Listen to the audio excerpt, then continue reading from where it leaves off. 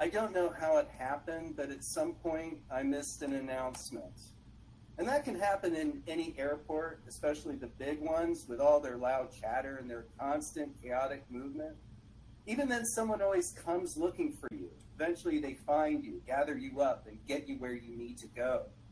Not there, in the lonely, empty place where all this happened, no one came. Well, not at first. Eventually someone came, just not who you'd expect. And they came out of the shadows.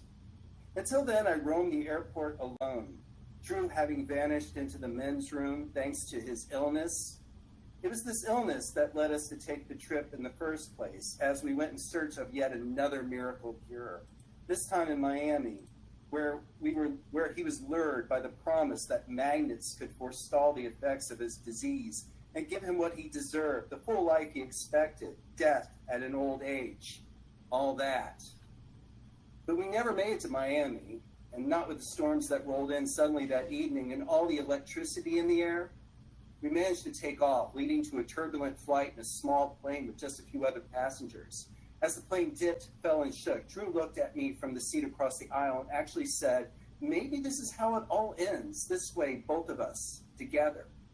Maybe I said something reassuring, or maybe I didn't.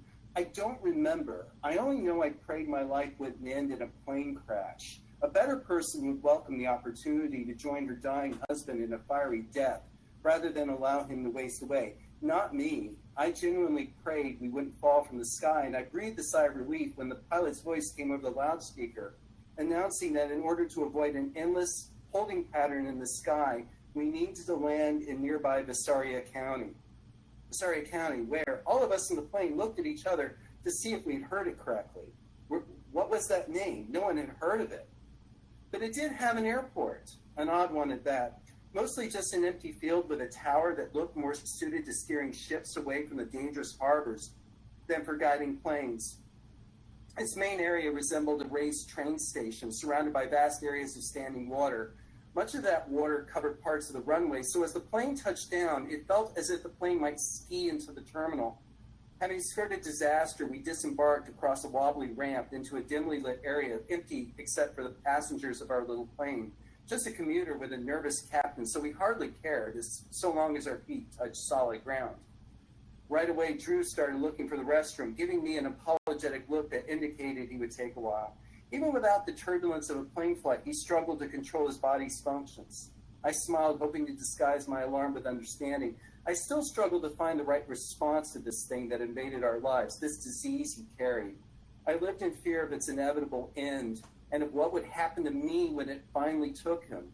He still didn't believe it would happen and that he would beat it. Instead of planning for a realistic future, we spent our time and money chasing miracles, no matter how far-fetched. How does one say when they can no longer believe in the impossible? "Just go," I said. "I'll sit." "Maybe you can get something to eat," he said. He gestured toward the sparse selection of vendors. "Just for me?" Again, that apologetic look, followed by my pained smile. We had the routine down. He went into the men's room, leaving me in a state of self-loathing. Briefly, I did consider the food. The sign over the vendor said that only that. "Food!" Exclamation mark. Nothing more descriptive than that, and no attempt to inspire beyond the exclamation mark. Only food! You served yourself on gray cafeteria trays. It was all self-service by the look of it, not inspiring. And what about something to read and make the time go faster while you enjoy your generic meal? Nothing fit that bill. Instead, I saw another sign that read, "Shoes." The flight having killed my appetite, I headed towards the shoes.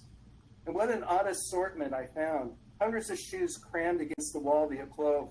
Different styles and types and no clear arrangement. And stranger still, most pairs not even matching. I picked up a sneaker, wondering who arrives at an airport without shoes.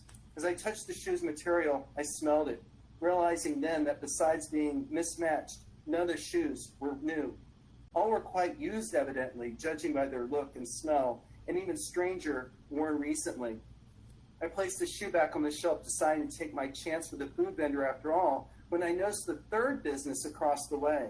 Another simple sign, perhaps all of them designed by the same lazy craftsman. This sign read, "Tarot and Palm Reading." The walls of this alcove looked bare, with no shelves or displays, to entice customers. Just a middle-aged man standing in the entrance wearing the kind of button-down shirt you expect to see on a high school math teacher. Wisp of gray hair covered his head. He noticed me too, smiling. He waited for me to come over as if he wanted to share a secret. If you want to know the secret, you gotta read the whole story.